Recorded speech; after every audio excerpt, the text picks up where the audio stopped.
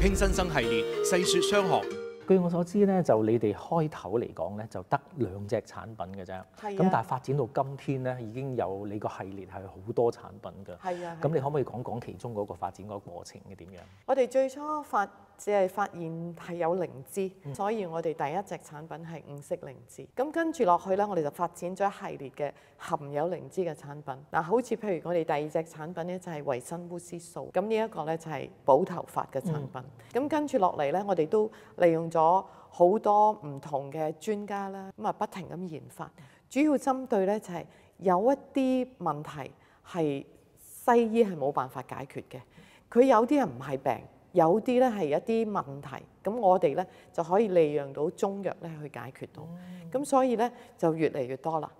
咁我哋做產品嘅時候咧，研發咧其實需要好多時間嘅，最短都要2年，但係通常有啲成10年我哋先推出嘅市場。投資入去研發一隻產品咧，係要好多時間、心力、資金㗎，係嘛？咁你點可以去決定我要研發呢隻產品啊？有啲咧就係因為有某啲機會，好似靈芝咁，因為我哋嗰度有好多靈芝啦。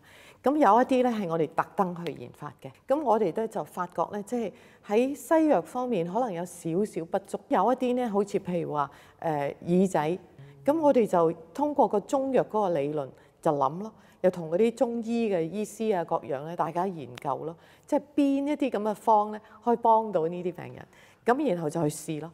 試到得咪推出市場，即係西方醫藥係醫唔到嗰啲，就用中藥嘅方式嚟到醫，真係好聰明嘅呢個方法。記得訂閱、點讚同埋 share 超毅理想頻道。